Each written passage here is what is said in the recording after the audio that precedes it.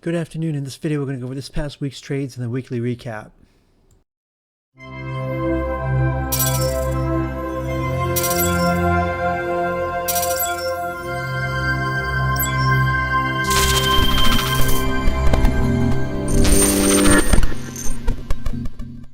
Before I get into the recap, if you're not in the room, you can find the link in the description of the video and in my bio section of social media account. Also, please like the video and subscribe to the channel if you haven't done so already.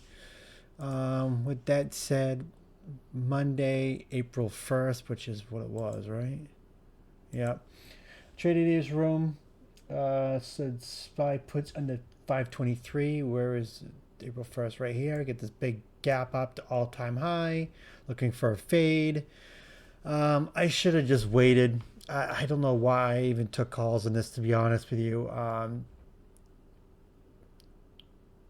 I don't know. Looking back at this, I should not have even touched calls.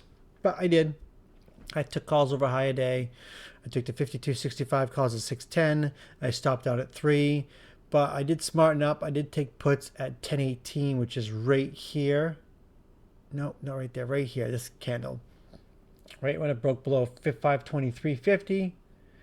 And I took the 52.55 puts at 660.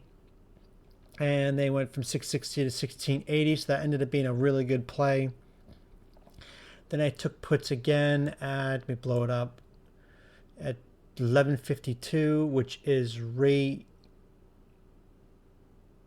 here. I didn't take the FU setup there. A little bit of a bear wedge right there, and it broke. Didn't touch it. Tried to bounce. Kind of quickly got shut down, but yeah, it didn't break below the 521.50, which is the body, and the wick of this candle. So when I broke this time, I took the 52.35 puts at $7, and they went from $7 to 10.40. So that ended up being a good play. Then I took calls at 12.15, which is right here. Now, what I'm thinking here is because it tried to bounce and it didn't, everyone was probably trying to get long right here. And when too many people are starting to get long, they like to flush out the stops. Because if you got long here, your stop loss is going to be lower day. So what they did was they took out the stops. And when they took out the stops, they had this massive green candle. I was looking at calls over of the body, and the wick of this candle, which is right around the 521.90-ish area. So I grabbed the 52.40 calls of 580, and they went from 580 to 660. Not much of a move. I probably, if anything, maybe I grabbed it up here at over 522. That's probably what I did grab it at right there. So ended up being a good play. But yeah, you see this all the time, is that they'll start to make it look like it's going to bounce, and they'll flush out the stops before they actually have a reversal. So always keep that in mind. Always look for the flush outs. Because they do it all the time in both directions. It's pretty easy to see. So you just got to keep an eye on it. So I constantly look for that stuff. Then on the second, I said what? SPY calls under 519, which is down here. I think I called it 519. Is this the second? Yeah, 519, huh? Why did I call it under 519? Maybe I meant to say over 519. I think I meant to put over. Yeah, SPY calls under 519. Yeah, I would have never done that. Would have never seen by calls under something. I always buy calls over something. So yeah, SPY calls over 519. I see why I did that. Get the big drop right here. I was looking for a little bit of a when you see a fade like this pre-market, you usually see a bounce at open, and that's what I was looking for. First 7 candles red. I didn't touch it. I waited till 10:10, which is right here.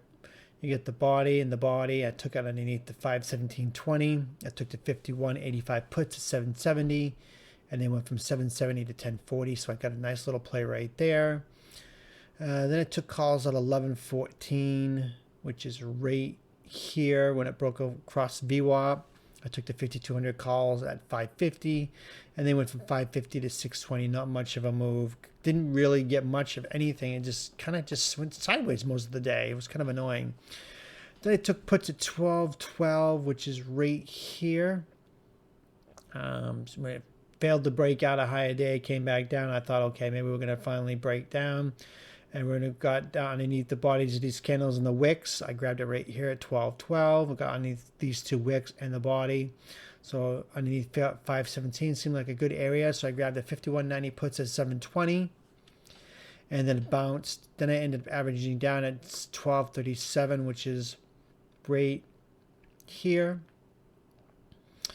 And I added more at 4, making my new average 560. And I think I actually sold some. I'm not 100% sure. They started to drop, then it just popped and grind sideways. I ended up stopping out the rest at 3. Maybe I stopped out all of it. I'm not sure if I even sold any of that one. I don't remember. But I know one of my positions I sold some of, and I added more to the position thinking that we were going to stay in the range and dump back to lower day. And we didn't. VWAP held. So it is what it is. I can look. Let's see, what was that? That was 12.19 on the second. 12.19 on the second. Nope, I didn't sell any of it. It was full position. Okay. So yeah, I stopped out from 560 to 3. So then it took calls at 208, which is right here when it broke over a higher day. I grabbed the 5,200 calls at 430, and they went from 430 to 750. So that ended up being a good play. So definitely pleased about that. Then I took, let's see. Okay, the trade ideas room on the 3rd. So it's 5 puts under 516.50, which is pre-market low. Wait, what did I say, 1560? So I rounded down. Why did I round down? Oh, that was previous lower day. Okay, that's why I did that. So yeah, because when it's pre-market and we're already like at the lower day, a pre-market low, I usually reference to a major level on the hourly, or I'll look at the previous day as low or high, and I'll go off that. So, but because we're already at near lower day, I just went off previous day's low. So that's why I did that. Anyways, first trade of the day, I did not take calls until 10. Which is right here. I didn't take this. I'm kind of glad I didn't, but we had some news, I think, on Wednesday. I'm not quite sure what it was. It might have been, I think, Jolt's job report. I think that was Wednesday because they usually come out on Wednesdays. And I caught the 52.10 calls at $9. Excuse me. And they went from $9 to 19. So 100% move on that. Definitely very pleased about that. Then I took calls at 12.33, which is right here. I took calls at 12.33 and I took a loss. Is this the one where I sold partial? Oh, let me see. It's one of the things this week. On the what? The 3rd?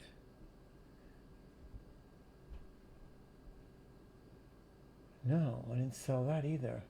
I swear it was one that I sold, but okay, whatever, I didn't. Apparently it took calls. I'm kind of confused. It took calls, 52.25 calls at 7:10. I mean at 12.33, which was this right here. Why did I stop out? I must have bought them up here. Oh yeah, that's what I did. Yeah, I bought them up here thinking we were going to break out. I think. Let me just bring it down to a smaller time frame. I'm kind of confused what I did and where I did that. Let's bring it down. Okay. 12.33. Oh yeah, it was right at the height. That's what I thought. Yeah, so I bought it with imagining that we were going to break out right here, and it just dumped. Even if I held it, it wouldn't have. It didn't even get back green. So yeah, took the 52.25 calls of 7:10, and I stopped out at 3. So didn't work out. Then I took puts at 2:31, which is right here. Here, yeah, right here. I took the 52.20 puts when it broke through VWAP, bounced up, then it finally flushed through. They went from $4 to 6. So Yeah. No, maybe I took it here. Let's see, 231. Yeah, I took it right here. I probably took it right when it broke below this candle right here. Right around 520 is where I took it probably for a flush the view up, and it finally did. Then it ended up dumping big time afterwards. So yeah, I had the 52.20 puts at $4, and then went from 4 to 6. So that ended up being a pretty decent play. I keep kicking up a loss. I did take a loss every day this week, every day but Friday. Then on Thursday, Trade Ideas Room on the 4th, SPY puts in a 522.50, which is right here, 522.50. 522.50. Why did I pick that? I don't know why I picked that. 522.50. Well, I picked it for some reason. I'm not quite sure why I did. But I'm not going to sit here and think about why I did that. But anyway, somehow I picked that for a number. First 2-minute candle's red. Second candle is green, doji. Then this candle right here finally broke lower day. I picked the 52.45 puts at 620, and they went from 620 to 790 right there. So that ended up being a good play. Just not much range until it finally dumped big. Don't remember why it dumped big. Oh, it was because one of the Fed speakers, Kashkari, or whatever his name is, or their name is, I don't know if they're male or female, I have no idea who they are, but one of the Fed speakers said that there wasn't going to be any rate cuts for 2024, and the market freaked out. And it just started to trickle down, and boom, that's when they dropped the news right here, and it just panicked. So, but anyways, puts played there. I took calls at 11:45 right here when it pushed through VWAP. I took the 52.50 calls at 550, and then went from 550 to 1060. So that ended up being a good play. Then I took calls. I didn't take any of this because it just, to me, I didn't quite. I mean, a couple of days ago, or a couple of days before this, they said that they were only going to be maybe one rate cut for 2024, and the market didn't even flinch. It didn't even react. It ignored it. So then it said 0 rate cuts for 2024. I mean, it's one less than one. I mean, to me, it had this big red candle. In real time, you don't know what's happening. Yeah, it's easy to look after the fact when it's all said and done and say, oh, you should have done this. But, you know, in real time, just my thinking then was we weren't getting crap for movement. And they said a couple days ago that there was only going to be one rate cut for 2024, and the market didn't even flinch. It didn't care. It didn't do anything. And then it says 0 rate cuts, and we had a couple big red candles. To me, I just felt like this was chasing, and almost every time we have a big knife, it gets bought right away. So to me, I didn't want to chase it and get slapped in with a big V rally, and then panic set in and just kept going. And then so I started to wait for an FU setup, and if you don't know what an FU setup is, you need to be in the room. And they didn't have no FU setups whatsoever. And so there's really nothing to go on. You either chased and hope it didn't V-rally. And if you chased in the last few months, 90% of the time, 95% of the time, you're going to lose because the V-rallied it almost instantly. So to me, I wasn't worth it, so I just ignored it. And I waited for a FU setup, and the one never came, so I just ignored it. So I waited for an end-of-the-day push. I thought for sure after from 524 a $10 plus run that we were going to have an end of the day push. And sometimes when we have these massive sell-offs like this, you see a $2 or $3 end of the day push the last 10 minutes, and we didn't get it. So because I took 52.55 calls at 570, didn't take it that much. I had a little bit, and it started to go my way a little bit. Then it just got slapped down. So it didn't work out. But I thought for sure it was going to bounce. We're going to pop to 517 or something and have a real massive big green end of the day candle, and we didn't get anything, so it ended up being a loss that day. So it is what it is. So crazy day, but like I say, it's always easy to look at things after the fact and see what you can do. But you know, when it's all said and done, I mean, of course trading's easy, but in real time, making real time decisions, to me, I felt like I was chasing. I just felt like that it was a trap. It didn't react to one rate cut. Why would it have a massive reaction on 0 rate cuts? It just ignored it. So to me, I just sat and waited. So yeah, I may missed out on a lot of money, but I could have lost a lot of money if I chased it. So it's a double-edged sword. It is what it is. I'm not going to lose sleep on it. There always be better plays out there, better situations. So traded his room on Friday the 5th. SPY puts into 513, which is down here from previous days low. Yeah, low, close, whatever. First 10-minute candle is green, red. And then when it broke over that, it's kind of oversold. I figured it might do a little after this massive red day. I was thinking that we'll probably get a little bit of a dead cat bounce, and we'll probably have a narrow range day. Usually when we have big days, we usually have a range day, a small, very narrow range day of $1 to $2. We rarely ever have, the last few months, had two massive red days, or actually two massive days in a row. You'll have a massive day, then a range day, then a massive day, then a range day. That's just the way it's been for the last few months. And so I was not expecting kind of a big pop like this. But I was expecting a little bit of a dead cat bounce at open. And once it got over higher day after the first 2-minute candle, I took the 51.85 calls at $8, and they went from $8 to $12.50. Then I took calls again at 11.32, which is right here. I took it here. I wasn't sure if it was going to break out here. I was thinking this was just going to range because it kept rejecting the 516. So I thought, okay, 516 was going to get rejected and when it come down, and we're going to bounce between 516 and 514. But it didn't. It popped. Then when it pulled back and made a flag, I took it over a higher day right here. I took the 52.05 calls at 760. And they went from 760 to 1840 right there. So that ended up being a good play. Then I took puts at 1222, which is right here. No, right here. I took it right. I took it here right when it hit 420. Not 420, 520. So right when it hit 520, I grabbed the 52.05 puts at 670, and they went from 670 to $8 in that push right there. See, this is what I'm talking about right here. People getting short, and they pop it and they take out they flush out the stop. So people are short here, and people are going short, and they're gonna have their short stop over the higher day, which is a 520, and they bumped it over 520 to 520.40 to flush out the stops. Then they pushed it. This is exactly what I'm talking about.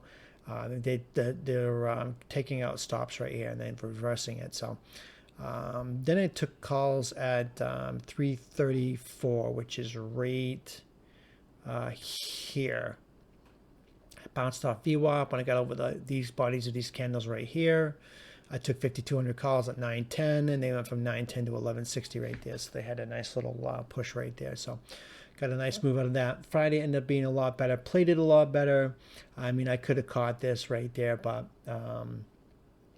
I just didn't for some reason. I might have had a play in the challenge or the other room. That's why if you're in the room, you need to have access to all the rooms, because you will miss plays if you only have in one of the tiers and not all of them. So, but anyways, that is for the recap for the week. I hope this has helped you understand why I do what I do, where I took the plays I did and stuff like that. Obviously, I'm going to make mistakes. I'm not going to be perfect. No one's ever perfect. No one's always right.